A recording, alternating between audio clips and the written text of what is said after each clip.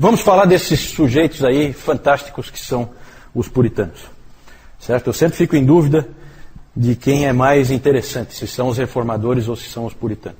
Né? Eu sempre acabo pendendo um pouquinho mais para os reformadores, mas os puritanos, a seu modo, eles têm uma variedade maior e isso também é muito interessante.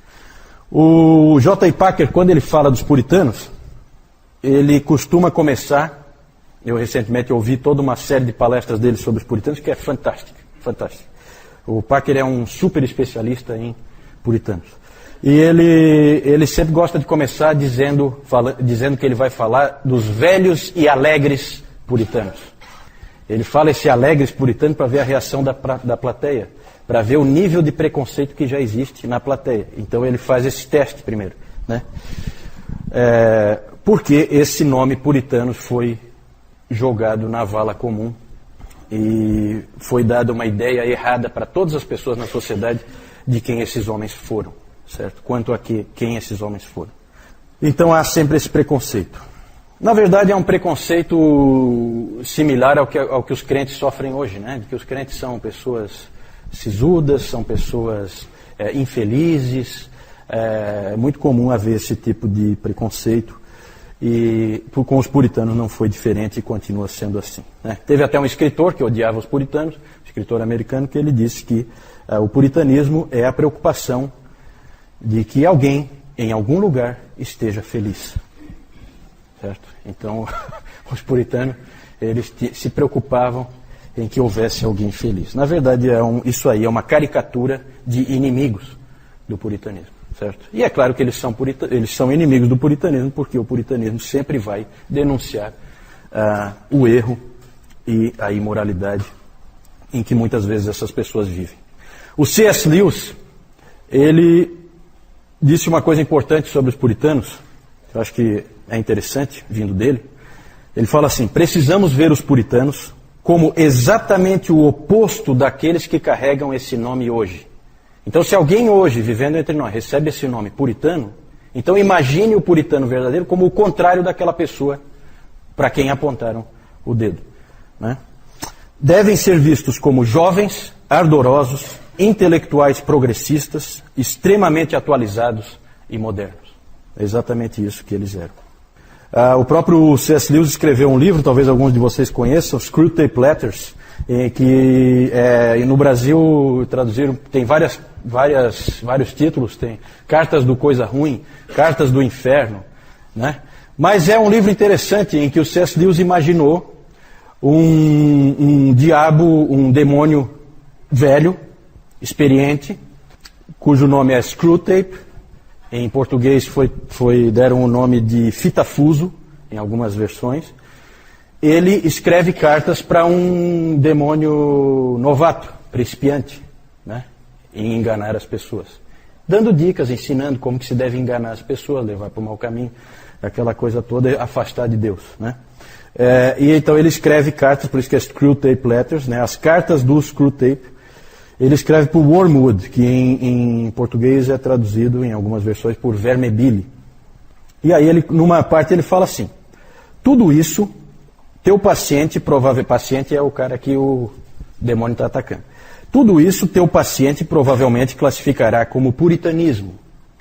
E deixe-me dizer de passagem que o valor que nós conseguimos dar a essa palavra foi um dos nossos grandes triunfos dos últimos 100 anos.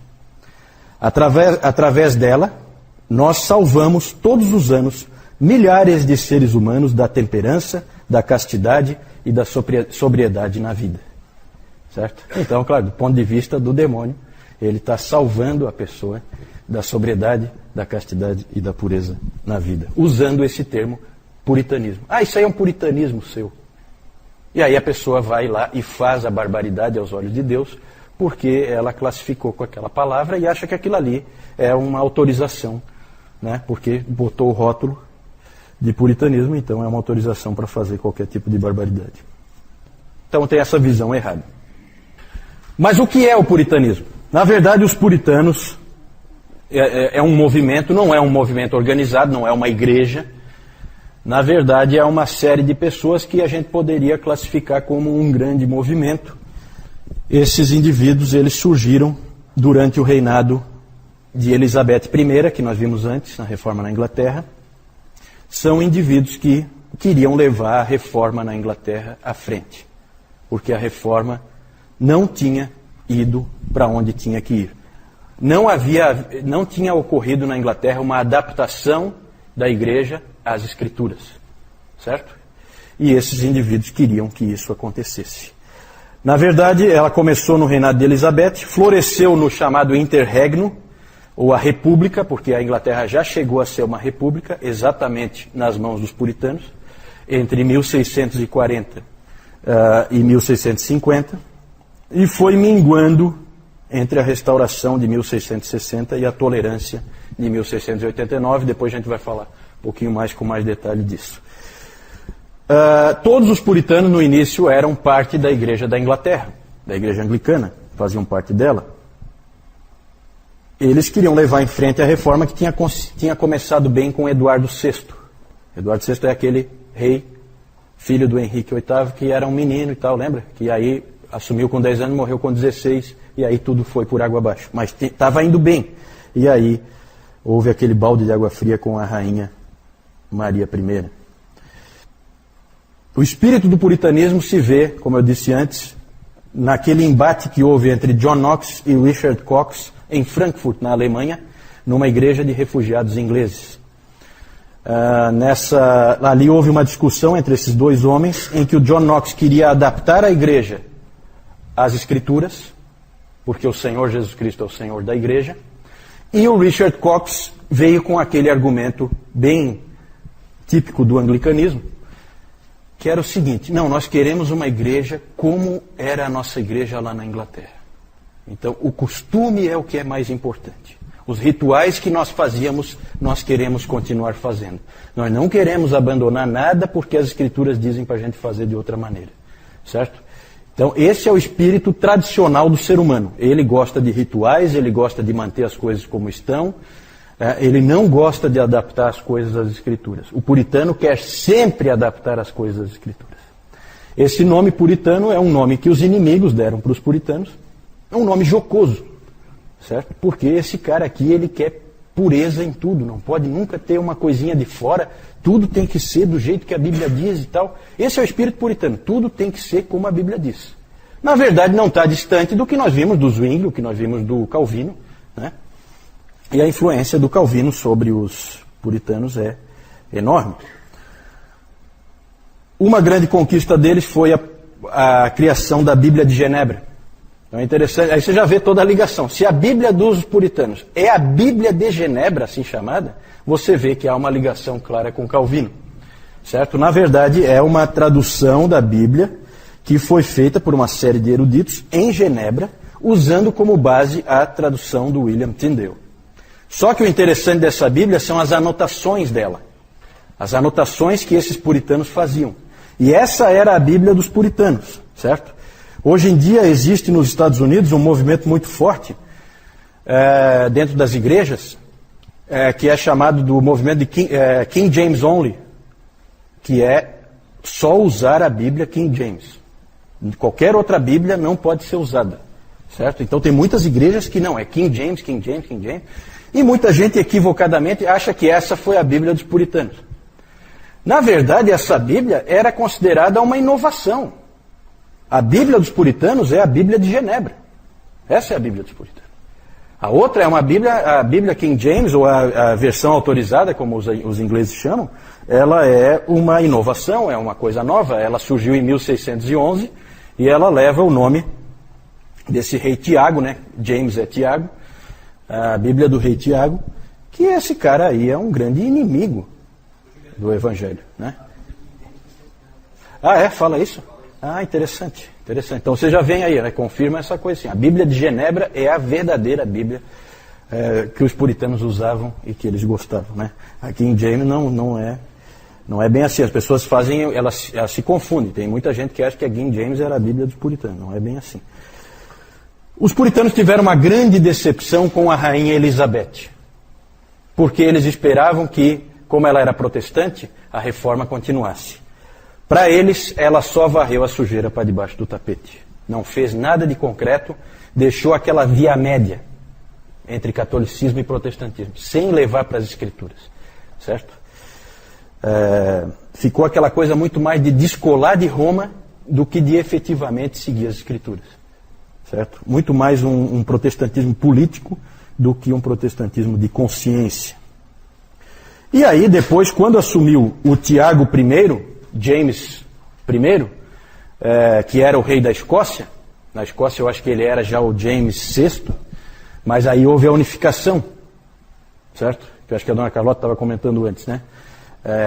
Porque aí houve a unificação, a dinastia Stuart, né? Começa ali com esse rei Tiago. Eles achavam que vindo um rei escocês do país do presbiterianismo, haveria agora, com certeza, a possibilidade de levar em frente a reforma. Ele inclusive foi recebido com uma euforia quando ele chegou para assumir o reinado. Que engano. O rei Tiago não era nenhum amigo dos protestantes, muito pelo contrário.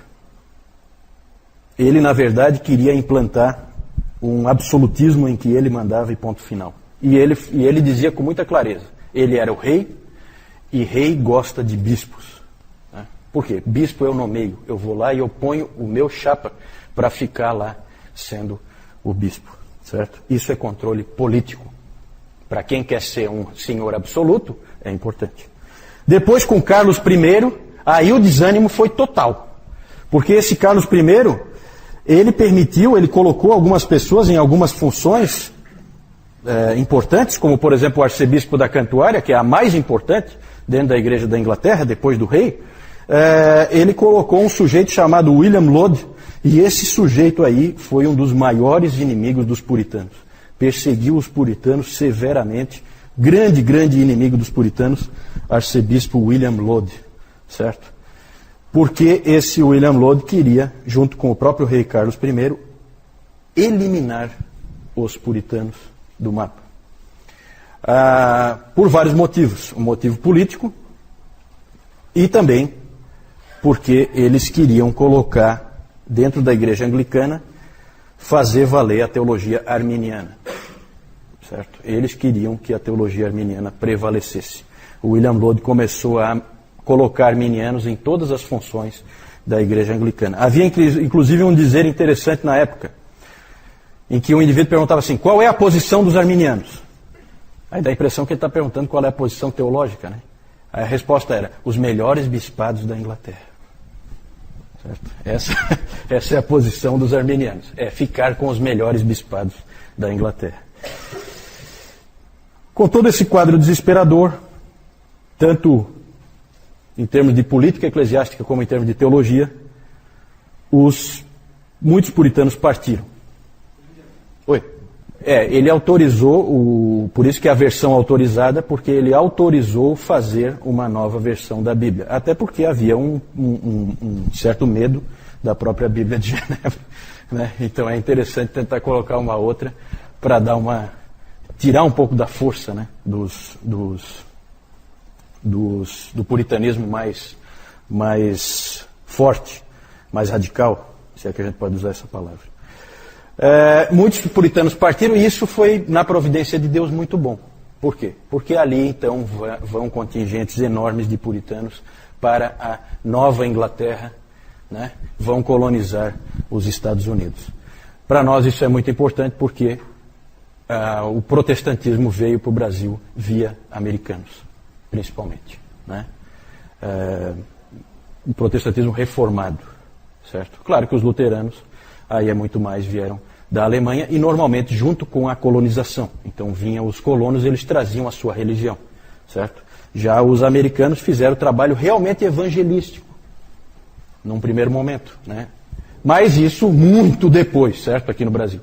Mas é importante porque a gente tem que ser grato àqueles irmãos da América, porque mandaram missionários para cá e hoje nós temos as nossas Bíblias, nós temos tudo, graças a esses irmãos. E então foi importante a ida desses grandes contingentes de puritanos para a Nova Inglaterra, para os Estados Unidos. Nova Inglaterra, para quem não sabe, é uma região dos Estados Unidos, lá bem no norte, nordeste dos Estados Unidos. Depois eu vou mostrar.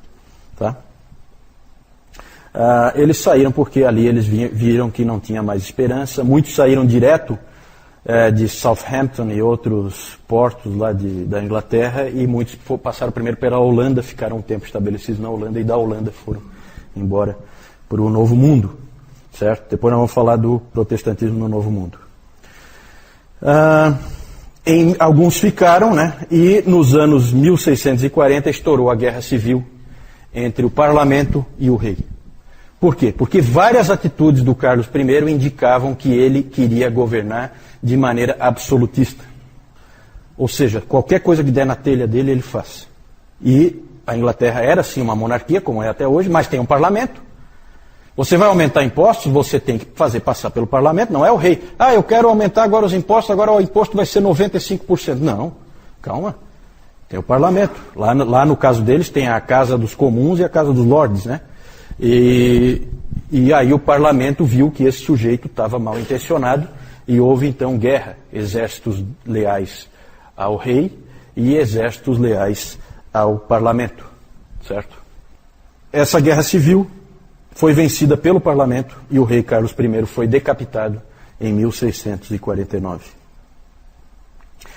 De 1649 a 1660 não houve mais um reino, mas sim uma república, governada pelo parlamento e por um que eles chamavam um Lorde Protetor, que era a figura do Oliver Cromwell. Esse Oliver Cromwell é um sujeito que é amado e odiado, mais odiado do que amado, porque afinal de contas hoje você vê que a monarquia prevaleceu naquele país, né? E os ingleses adoram aquela coisa de rei e rainha, e então você vê que um indivíduo desse que derrubou aquela coisa que eles adoram, eles nunca vão ver com muito bons olhos. Mas ele era um indivíduo ligado aos puritanos, o próprio John Owen foi conselheiro do Oliver Cromwell, e é um período muito interessante, é o período em que os puritanos têm mais força, inclusive força política, certo? Eles podiam fazer reforma agora, porque eles tinham todo o apoio do parlamento. Houve uma série de problemas e tal, no final assumiu o Richard Cromwell, que era o filho do Oliver Cromwell, assumiu quando o Cromwell morreu, e ele não era bom, ele era um péssimo líder, confuso, e o que acabou acontecendo no fim das contas é que 20 meses depois do Oliver Cromwell morrer, o rei Carlos II voltava à Inglaterra e sentava no trono da Inglaterra e o Reino Unido estava restabelecido. Na verdade, houve uma série de problemas, eu não vou entrar em detalhes, mas os escoceses meio que sabotaram a coisa, porque os escoceses quando o Carlos I foi morto, eles colocaram o Carlos II como rei da Escócia. Aí já fica difícil, porque daí o reino era unido, aí não foi unido o negócio. O parlamento da Inglaterra assumiu o comando da Inglaterra, mas na Escócia o cara estava reinando. E ele era um pretendente, né? Pretendente não, ele era o legítimo herdeiro ali do trono da Inglaterra, se fosse uma monarquia, né? Então houve uma série de problemas, houve inclusive guerra, o Oliver Cromwell invadiu a Escócia e na Batalha de Worcester ele acabou dando um jeito de fazer o Carlos II, rei da Escócia, só da Escócia, foi obrigado a se refugiar em que país será? França, né? O grande aliado sempre da Escócia. Então ele foi para a França e ficou lá, certo? Mas o Dr. Lloyd Jones ele sempre disse que o fracasso do movimento puritano e a volta do Carlos II tem muito a ver com os presbiterianos. Os presbiterianos, leia-se escoceses, acabaram sabotando um pouco e fizeram com que... Claro que havia muito ódio, evidentemente, se o Cromwell foi lá e invadiu a Escócia, tudo isso aí complica. Então é tudo muito complicado, né? Não dá nunca para você dizer assim, em uma frase, resolver o problema histórico. É tudo muito mais complicado, a gente não tem tempo de ficar entrando aqui, também nem é o caso, certo?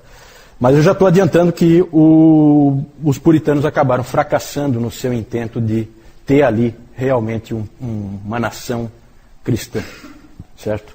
Plenamente reformada, plenamente, totalmente voltada às Escrituras. Isso eles não conseguiram. Em 1658 houve a restauração, então, da monarquia, e aí vem o declínio dos puritanos. Vamos falar, eu quero só citar alguns nomes, eu não tenho como ir muito longe, pode passar aí.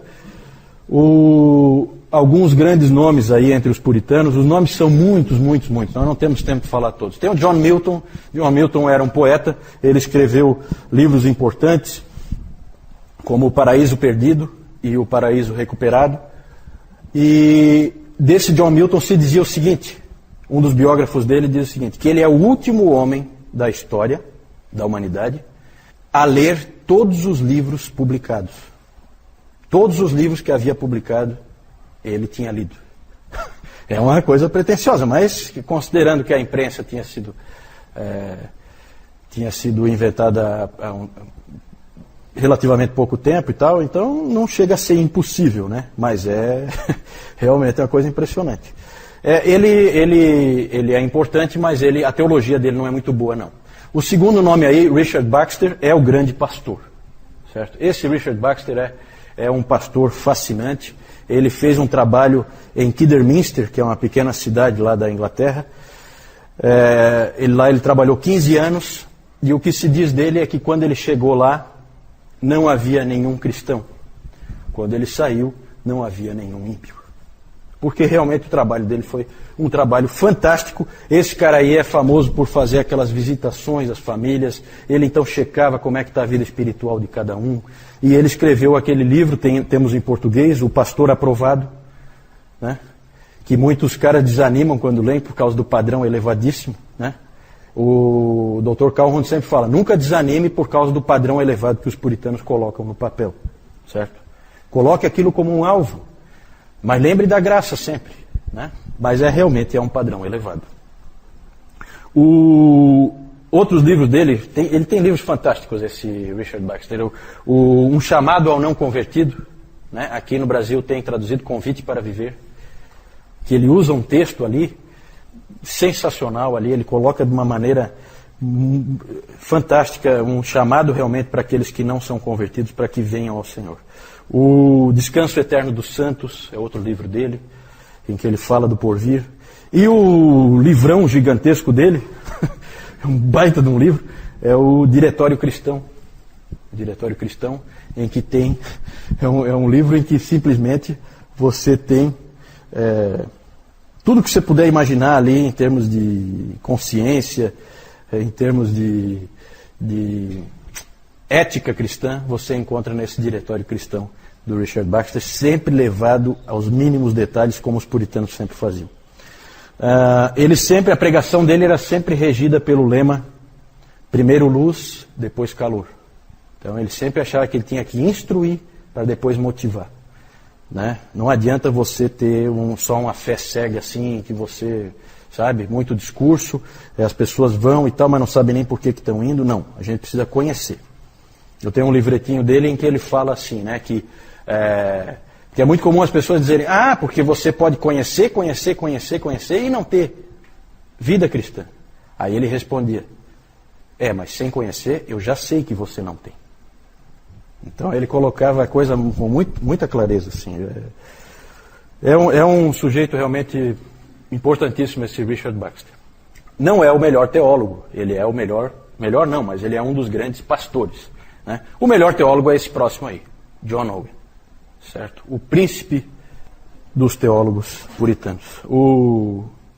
É o Calvino da Inglaterra, né? Esse John Owen foi sem dúvida o grande teólogo dos puritanos. Ele é autor daquele livro, A Morte da Morte na Morte de Cristo, e de muitos outros livros. Ele escreveu também a Declaração de Savoy. A Declaração de Savoy é uma adaptação da Confissão de Fé de Westminster para atender às igrejas congregacionais. Porque a Confissão de Fé de Westminster acabou saindo, por força da influência interna lá, acabou saindo presbiteriana.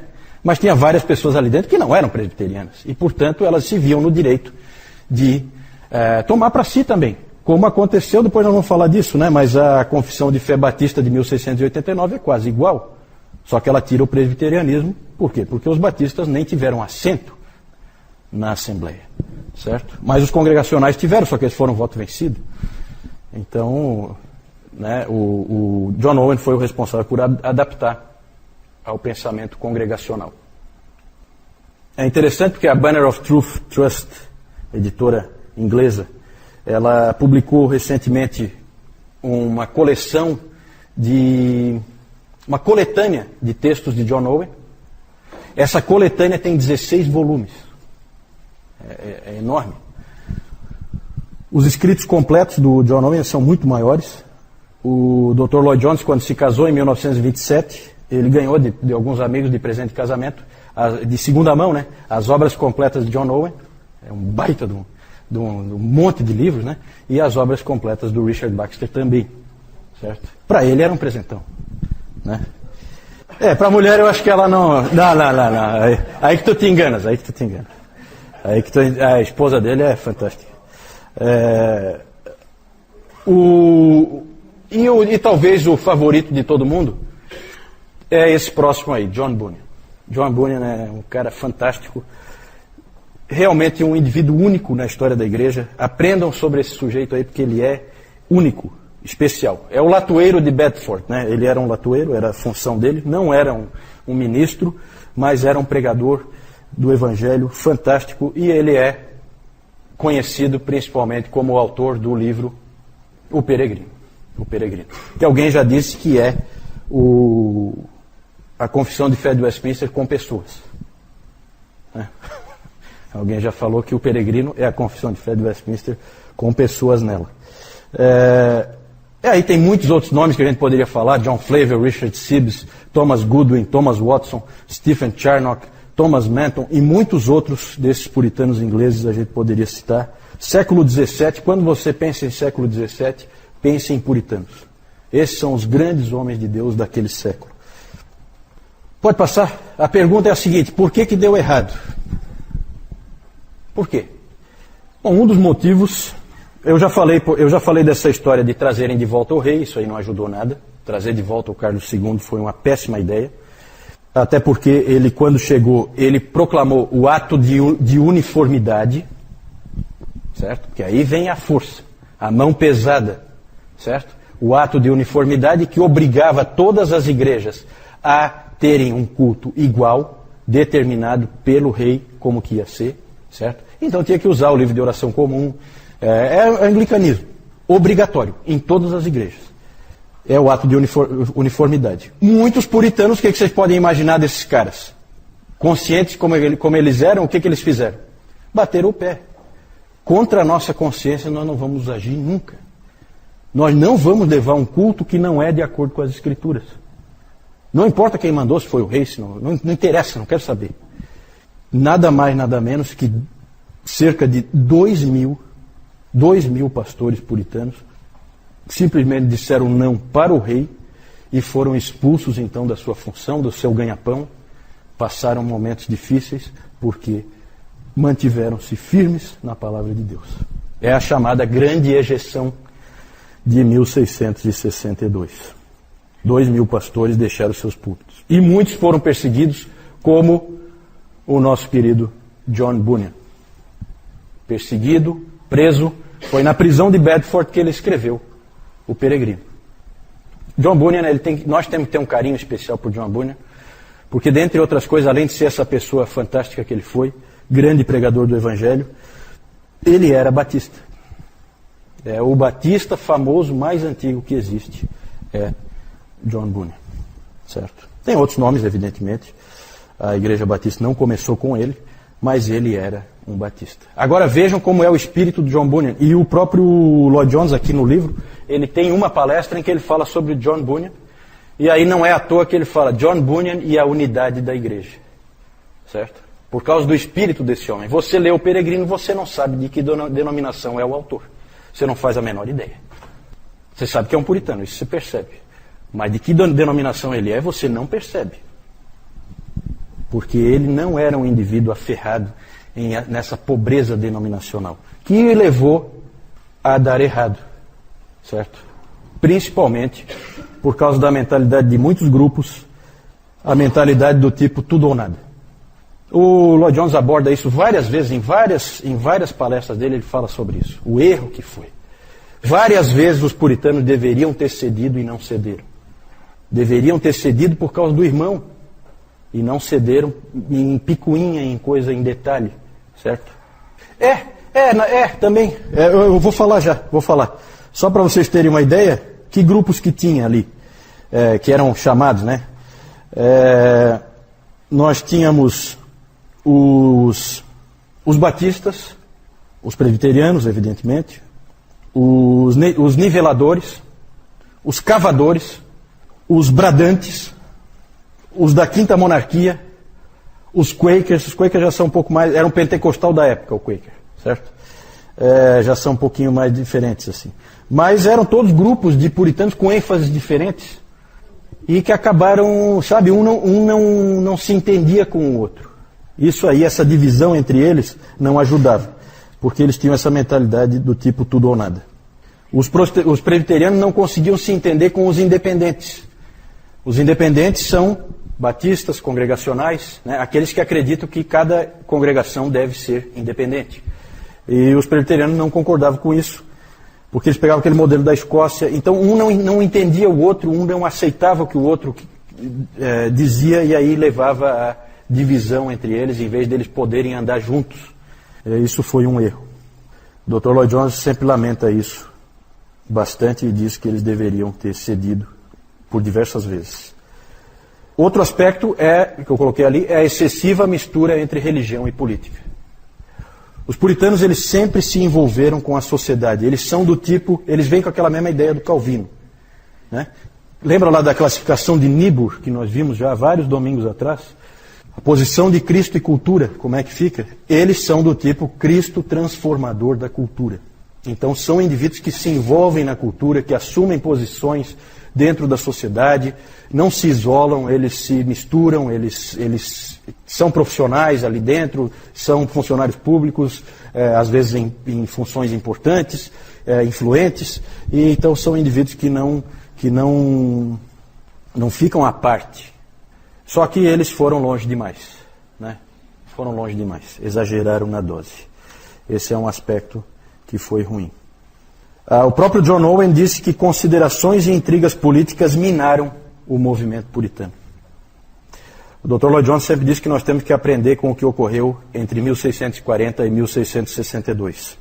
A batalha do Senhor deve ser com armas espirituais. As palavras dele, do Lloyd Jones.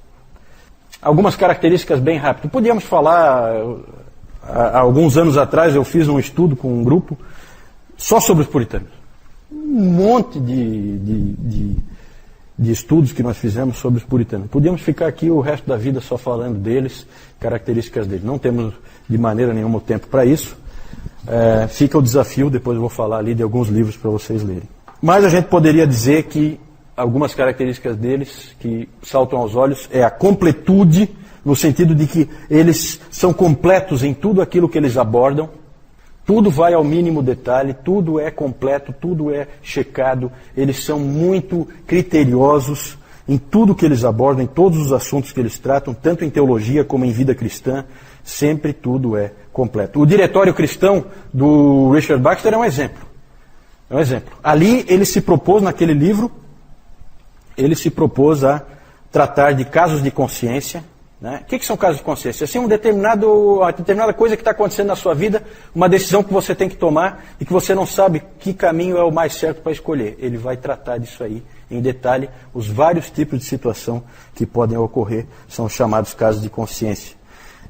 Lá ele também vai abordar como deve se usar o conhecimento, como deve se usar a fé, como progredir na vida cristã, como avançar na vida cristã, como vencer cada uma das tentações,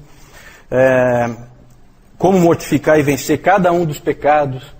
Tudo detalhado, tudo detalhado. É enorme o livro.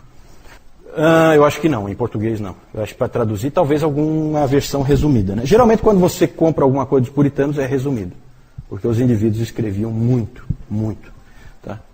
Todos os livros deles são enormes. E também a linguagem difícil, então normalmente alguém vai e resume. E já é muito útil o próprio resumo. Segundo, a adoração bíblica. Eles são os grandes aplicadores do princípio regulador do culto. Nós cultuamos a Deus do jeito que Ele mandou a gente fazer. Esse era o pensamento deles. A gente já viu isso em Zwinglio, já viu isso em Calvino, mas eles levaram ao máximo que se pode levar. São os grandes aplicadores desse princípio. A maioria das pessoas gosta de uma adoração bonita. E os anglicanos especialmente, eles gostavam de uma adoração bíblica. É diferente. Eles removeram as vestimentas, removeram todas as imagens, removeram as cruzes, removeram tudo que eles puderam, eliminaram os dias santos, eliminaram as festas religiosas, até a Páscoa e o Natal eles eliminaram tudo. Tudo que não tinha base escriturística, eles tiraram. Para eles era fundamental. O princípio regulador do culto, ele é interessante, mas ele é difícil de aplicar. Tem que ter peito e coragem. Eles tiveram. A graça, todos eles eram calvinistas, certo? Então, a salvação vem de Deus. Eles sempre viam assim, e eles sempre deixaram claro que não é o pecador que salva a si mesmo, Deus é que salva o pecador. A lei, eles são os grandes mestres na questão da santificação. Terceiro uso da lei. Grandes mestres nessa parte de como viver a vida cristã, sabiam ensinar isso como poucos. Por vezes chegavam a soar meio legalistas. Às vezes um ou outro pode ter escorregado aí, certo? Sempre esse é um perigo para as igrejas reformadas. Por causa da ênfase no terceiro uso da lei, elas têm um risco de cair no legalismo, de cair num exagero, né? Colocar a santificação quase como a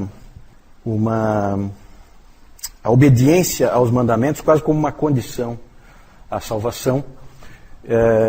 E isso às vezes não fica muito claro. Para os luteranos é o contrário. Eles tendem a cair mais na graça barata. Tanto que o próprio Dietrich Bonhoeffer, que era um luterano, ele escreveu muito naquele livro Discipulado, que é um livro excelente. A teologia do Bonhoeffer pode não ser assim, uma teologia muito correta, mas aquele livro é muito bom. E ele ali fala da graça barata. É um risco que eles correm. O Dr. Calhoun disse que os reformadores precisam, os reformados precisam dos luteranos e os luteranos precisam dos reformados. Para sempre lembrar, toma cuidado. Aqui é um lugar perigoso para você andar, né? Na verdade, se vocês quiserem aprofundar, saber mais, eu coloquei alguns capítulos. O título do capítulo é aquele ali mesmo, desse livro aí, Santos no Mundo. Você quer conhecer os puritanos, você leia esse livro primeiro, tá? Ali você vai ter um capítulo, está nessa ordem mesmo: trabalho, sexo e casamento, dinheiro, família, pregação, igreja e culto, Bíblia, educação, ação social. E eles têm a ensinar em todas essas áreas, porque são indivíduos que levam a vida inteira à luz das Escrituras. Então nós temos muito a aprender com eles. Esse aqui já é um livro um pouquinho mais avançado, que vai abordar a coisa num patamar um pouquinho mais difícil, mas não tão difícil. Ele é um livro médio, né? Um livro do J. I. Packer, Entre os Gigantes de Deus, certo? Fala só sobre os puritanos, subtítulo Uma Visão Puritana da Vida Cristã. E aí, na verdade, aí não são os capítulos, são seções, né? Perfil dos puritanos, os puritanos e a Bíblia, os puritanos e o Evangelho, os puritanos e o Espírito Santo, a vida cristã dos puritanos e os puritanos no ministério. Isso aí eu vou deixar para vocês aprofundarem. Eu acho que vale muito a pena. Pode passar? Não posso deixar de falar, nós não temos tempo, mas eu não posso deixar de falar da Assembleia de Westminster. A Assembleia de Westminster se reuniu naquela época em que havia disputa entre o rei e o parlamento. Rei Carlos I e o parlamento incomodado com a visão absolutista do Carlos I. O parlamento que convocou a Assembleia de Westminster. O parlamento convocou uma série de teólogos, eminentes teólogos, para elaborarem uma confissão de fé e outros aspectos também, um diretório de culto, catecismos. Quando a gente fala de Westminster, a gente não fala só da confissão. A confissão é o mais famoso, mas tem uns 5 ou 6 documentos que foram produzidos ali. Tinha ali 121 teólogos e mais 30 leigos. Esses 30 leigos são 10 representantes da Casa dos Lordes e 20 representantes da Casa dos Comuns, porque é do parlamento isso aí, tá? Então isso que é meio irônico, né? A confissão de fé de Westminster, ela tecnicamente, ela é da Igreja da Inglaterra, ela é da Igreja Anglicana, né? A gente associa muito, e os presbiterianos gostam disso, associa muito ao presbiterianismo, porque a Escócia logo tomou aquilo ali para si como a sua confissão de fé. Mas tecnicamente foi feito pela Igreja Anglicana, foi feito pela Inglaterra esse trabalho, certo? Esses teólogos Havia uma variedade de tipos aí de teólogos. Havia episcopais, eles não participaram muito porque eles eram fiéis ao rei, mas havia presbiterianos, havia independentes, como Thomas Goodwin era um deles, o famoso Thomas Goodwin. Jeremiah Burroughs, também tem livros dele já traduzidos em português. E também foram chamados delegados escoceses. Um deles era o famoso Samuel Rutherford, participou também. Os escoceses foram convidados e vieram ajudar. O Richard Baxter descreveu assim a Assembleia. Os teólogos ali reunidos eram homens de eminente conhecimento, piedade, habilidade ministerial e fidelidade. E não sendo eu digno de ser um deles, porque o Baxter não foi convidado, não sendo eu digno de ser um deles, posso falar ainda mais abertamente a verdade que eu sei. Que tanto quanto sou capaz de julgar pela informação histórica disponível e por qualquer outra evidência, o mundo cristão desde os dias dos apóstolos nunca teve um sínodo de teólogos mais qualificados do que esse sínodo e o sínodo de Dort. O sínodo de Dort já tinha acontecido em 1618. Eu não tive tempo de falar, recomendo que vocês vão lá no site Bom Caminho e digite lá na procura, lá na busca, digite Dort. E aí vocês vão ter lá um artigo explicando tudo como foi o sínodo de Dort, certo? O sínodo de Dort tratou da questão arminianismo, calvinismo, certo? Várias confissões vieram dali. Os congregacionais com a declaração de Savoy, já falei, em 1658, John Owen adaptou para uso dos congregacionais, e os batistas também fizeram uso, adaptando a confissão de fé de Westminster na segunda confissão londrina de 1689. Por que segunda confissão londrina? Porque houve uma primeira, que eu até tenho ela, que ela é de 1644, certo? Anterior até à confissão de fé de Westminster. A confissão batista é a primeira confissão batista de Londres de 1644. Mas a confissão de fé de Westminster ela é tão bem montada, tão bem elaborada, que ela acabou se tornando mais importante, e os batistas acabaram tomando ela como a sua confissão, como base para a sua confissão. Né? William Laud, grande inimigo dos puritanos, arcebispo da Cantuária, colocou arminiano na Igreja da Inglaterra até não poder mais. O Carlos I lá e o julgamento dele, lembrem-se que ele foi decapitado pelo parlamento. E aqui o Oliver Cromwell, que foi o Lorde Protetor durante a República. Richard Baxter, John Milton, John Owen, John Bunyan. Aqui uma figura do Bunyan na prisão em Bedford, sendo visitada pela filhinha dele, que era cega, né? Ele adorava essa filhinha dele. E ela visitando ele na prisão. Aí a Assembleia de Westminster, para vocês terem uma ideia, né? Se reuniram 1163 vezes. Certo? Esses delegados da Assembleia de Westminster.